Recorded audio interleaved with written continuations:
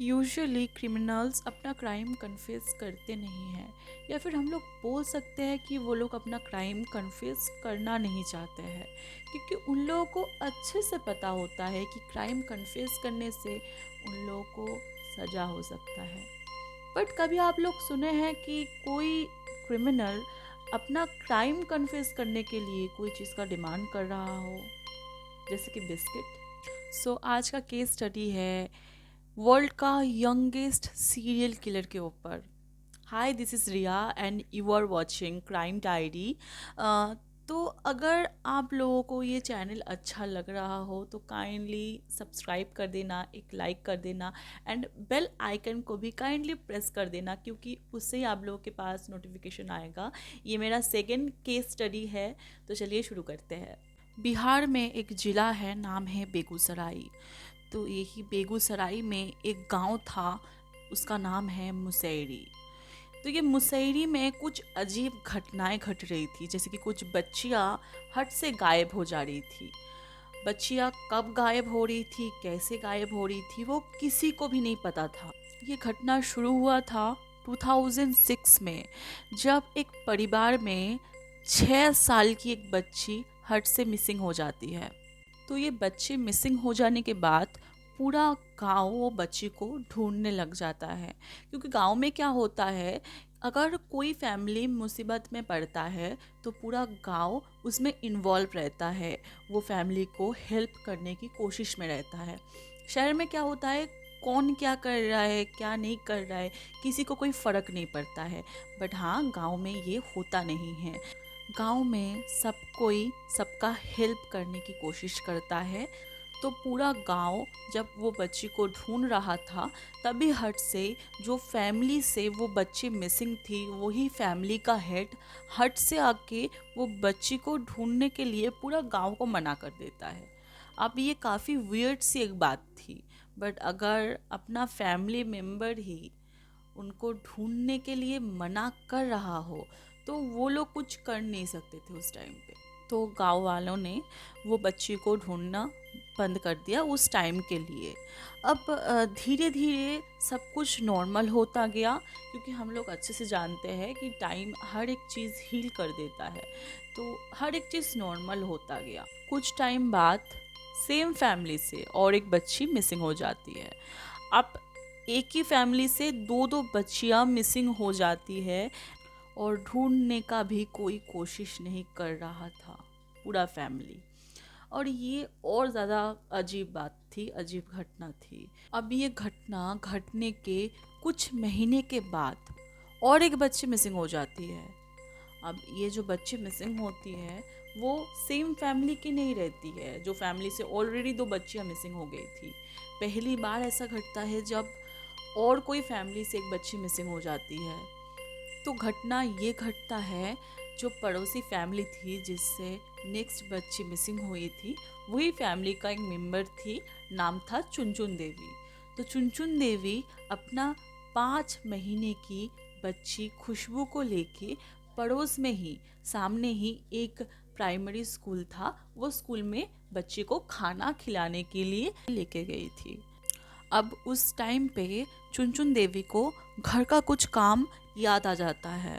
तो चुनचुन देवी खुशबू को वो प्राइमरी स्कूल में सुला के कुछ टाइम के लिए अपना घर चली जाती है, क्योंकि घर सामने ही था। अब कुछ देर में चुनचुन देवी रिटर्न भी आ जाती है। रिटर्न आने के बाद खुशबू वहाँ से टोटली मिसिंग थी। खुशबू कहीं पे दिख नहीं रही थी। अब वो बस 6 महीना का बच्ची थी, वो कहाँ पे ही जा सकती है खुद से।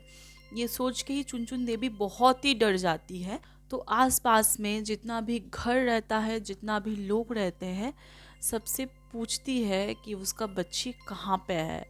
और पूछताछ करने के बाद भी चुनचुन देवी को अपना बच्ची खुशबू कहीं पे मिलती नहीं है। इतना ढूंढने के बाद भी जब खुशबू नहीं मिलती है, तब चुनचुन देवी भगवानपुर पुलिस स्टेशन में जाके, जो मुसेरी गांव के अंडर में ही पड़ता है, तो पुलिस स्टेशन में जाके एक कंप्लेन कर देती है खुशबू का मिसिंग के ऊपर। अब मिसिंग कंप्लेंट मिलने के बाद ही पुलिस अपना इन्वेस्टिगेशन चालू कर देती है। बट वो इन्वेस्टिगेशन में पुलिस को उतना खास कुछ मिलता नहीं है। बट इतना पता चलता है कि सेम गांव से 2005 को दो और बच्चियां मिसिंग हो गई थी। वो दो बच्ची सेम फैमिली से ही बिलोंग करती थी। अब ये इंफॉर्मेशन मिलने के बाद है पुलिस वो फैमिली, जो फैमिली से ऑलरेडी दो बच्चियां पहला वाला ईयर को मिसिंग हो गई थी, वो फैमिली को जाके पूछताछ करने लग जाती है। एंड थोड़ा प्रेशर भी क्रिएट करने लग जाती है कि वो बच्चियां कैसे मिसिंग हुई, कब मिसिंग हुई, एंड कोई कंप्लेंट पुलिस में क्यों नहीं किया गया था। तो पुलिस जितना प्रेशर क्रिएट कर रहा था, जिससे वो फैमिली को सच बोलना ही पड़ता, क्योंकि वो एक साधारण फैमिली थी जो एज अ लेबर काम कर रही थी उस टाइम पे। तो जब ज़्यादा प्रेशर क्रिएट किया गया, ज़्यादा क्वेश्चंस पूछा गया, तो फैमिली का जो हेड था वो अपना 8 साल का एक लड़के, छोटा सा एक 8 साल का लड़के को आगे बढ़ा देता है एंड पुलिस को बोलता है कि जो भी पूछना है इनसे पूछिए। ये बच्चे का नाम था अमरजीत सादा। 2007 में अमरजीत का एज था 8 साल। तो अमरजीत को आगे बढ़ाने के बाद ही पुलिस थोड़ा ऑकवर्ड हो जाता है, थोड़ा अजीब लगता है पुलिस को, क्योंकि ये 8 साल का बच्चा क्या ही जानता होगा, क्या मजाक चल रहा है। पुलिस ऐसे ही सोच रहा था उस टाइम पे। फिर पुलिस को लगा कि नहीं, शायद कुछ देख भी सकता है। अब पुलिस अमरजीत को जो भी क्वेश्चन कर रहा था उसका आंसर में अमरजीत बस ज़ोर ज़ोर से हंस रहा था। पुलिस को लगा कि वो अमरजीत के ऊपर टाइम वेस्ट कर रहा है। अमरजीत को एक्चुअली कुछ पता नहीं है और वो लोग टाइम वेस्ट कर रहा है इस अमरजीत के ऊपर। तो उसके बाद भी पुलिस और एक बार अमरजीत को क्वेश्चन करता है कि अमरजीत, तुमको पता है कि खुशबू कहाँ पे है? तभी अमरजीत हट से रुक जाता है एंड बोलता है कि मुझे बिस्कुट खिलाओ तभी मैं बोलूँगा। यही सुन के पुलिस सामने का ही एक दुकान से एक बिस्किट का पैकेट खरीद के लेके आता है एंड वो अमरजीत को देता है। अमरजीत वो बिस्किट का पैकेट ओपन करता है। एक बिस्किट खाते खाते वो बोलता है, मैंने खुशबू को खपड़ेल से मार के सुला दिया। अब ये सुन के पुलिस पहले तो बहुत ज़्यादा शॉक हो जाता है कि ये बच्चा क्या बोल रहा है। फिर पुलिस सेकेंड बार पूछता है कि खुशबू कहाँ पे है। फिर भी अमरजीत सेम आंसर देता है। वो सुन के पुलिस अमरजीत को क्वेश्चन करता है कि तुमने खुशबू को कहाँ पे सुलाया।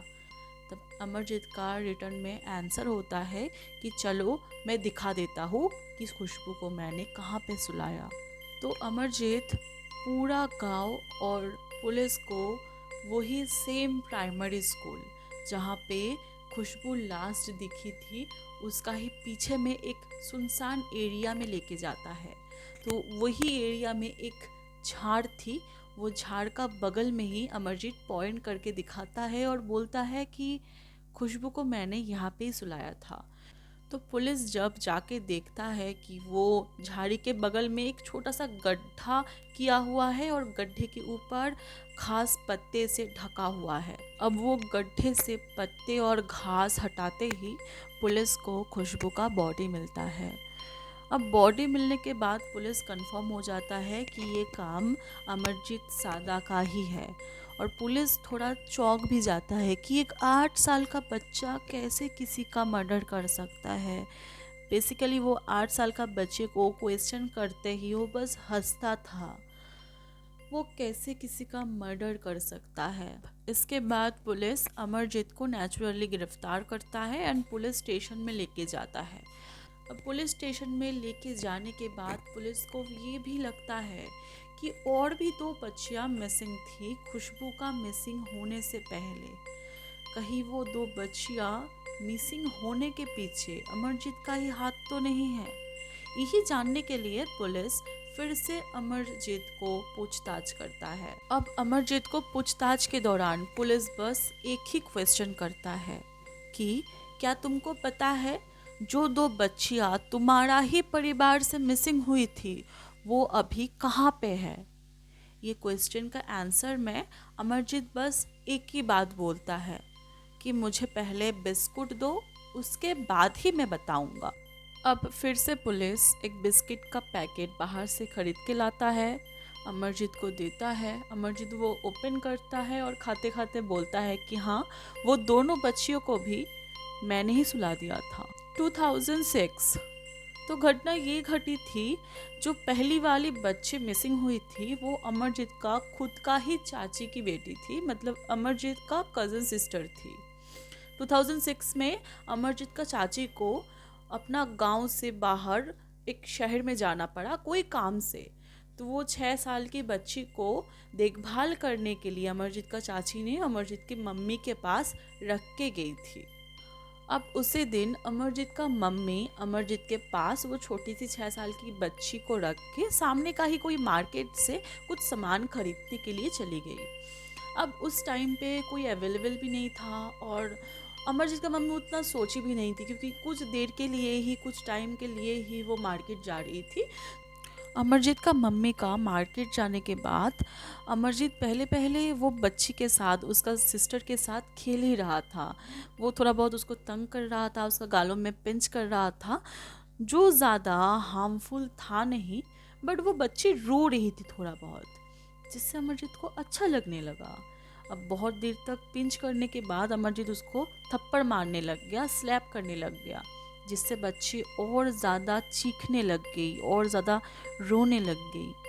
अब उसका भी कुछ देर बाद अमरजीत पिंच और स्लैप छोड़ के उसका गला घोटने लग जाता है, जिससे बच्ची और ज़ोर से चीखता है, चिल्लाता है, रोता है और धीरे धीरे वो बच्चे का डेथ हो जाता है।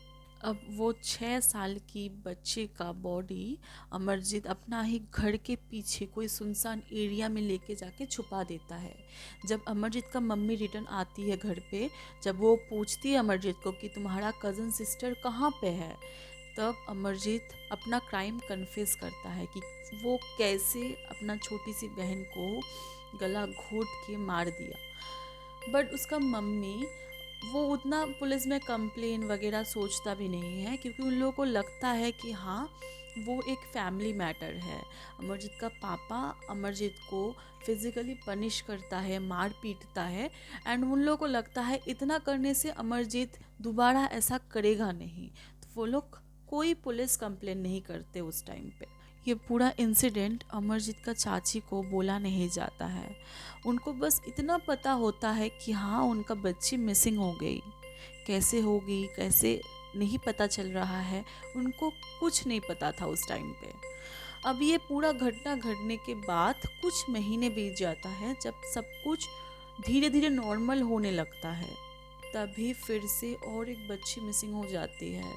और वो बच्ची अमरजीत का खुद का ही बहन थी, जो बस 8 महीने की थी। जब घर पे कोई नहीं था, तब अमरजीत उसका बहन के साथ खेल रहा था।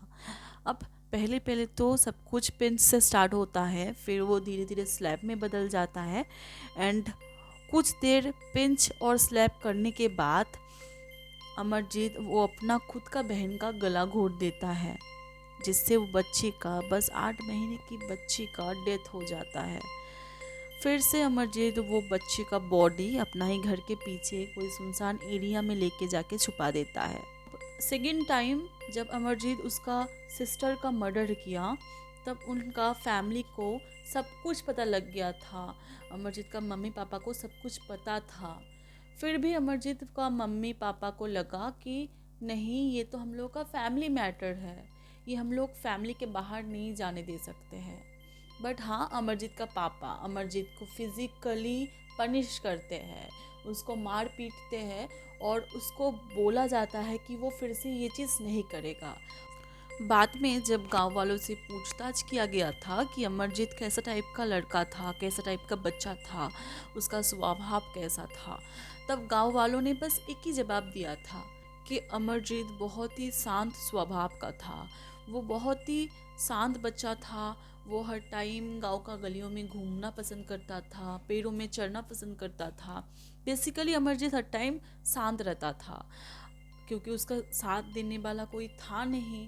उसका फैमिली मेम्बर भी बस 4 थे, उसका मम्मी, उसका पापा, उसका छोटा सा 8 महीने का बहन एंड अमरजीत। अब अमरजीत का पेरेंट्स ज़्यादातर टाइम बाहर काम करते थे, एज अ लेबर काम करते थे, तो अमरजीत को ज़्यादा टाइम मिलता नहीं था उसका पेरेंट्स के साथ, इसलिए अमरजीत हर टाइम अकेला ही रहता था। अमरजीत का थर्ड विक्टिम खुशबू थी। चुनचुन देवी जब खुशबू को वो प्राइमरी स्कूल में सुला के अपना काम करने के लिए घर पे जाती है, तभी आसपास में अमरजीत था। अमरजीत खुशबू को लेके वो प्राइमरी स्कूल का पीछे में जो सुनसान एरिया था वहाँ पे लेके जाता है, और वहाँ पे ही आसपास में कोई पत्थर या बहुत ही बड़ा कोई एक टाइल ढूंढ के वो बच्ची का सर पे तब तक वार करता है जब तक ना वो बच्ची का डेथ हो जाता है। खुशबू का मर्डर करने के बाद अमरजीत वही सुनसान एरिया पे एक झाड़ी के बगल में एक गड्ढा खोदता है, जहाँ पे खुशबू का बॉडी छुपा देता है और ऊपर से घास और पत्ते से ढक देता है ताकि कोई ढूंढ ना पाए। ये सब सुनने के बाद पुलिस को ये समझ में नहीं आ रहा था कि कोई बच्चा, कोई 8 साल का बच्चा इतना बेरहमी से तीनों बच्चों का मर्डर क्यों करेगा, कौन सा ऐसा रीज़न हो सकता है। तो यही सेम क्वेश्चन पुलिस अमरजीत को करता है, जिसका आंसर में अमरजीत बोलता है कि उसको अच्छा लगता है। ये सुन के ही पुलिस को पता लग गया था कि अमरजीत कोई नॉर्मल बच्चा नहीं था। पूरा केस सुनने के बाद पुलिस को ये भी लगा था कि ये केस पे शायद और कोई भी इन्वॉल्व रह सकता है, शायद अमरजीत से कोई ये सब बुलवा रहा हो, बट कोई प्रूफ नहीं मिलने का कारण से किसी को गिरफ्तार नहीं किया गया था। ये केस जब कोर्ट पे उठा था, जब ये केस का सुनवाई हुआ था, तब अमरजीत का उम्र बस 8 साल था, मतलब अमरजीत अंडर एज था।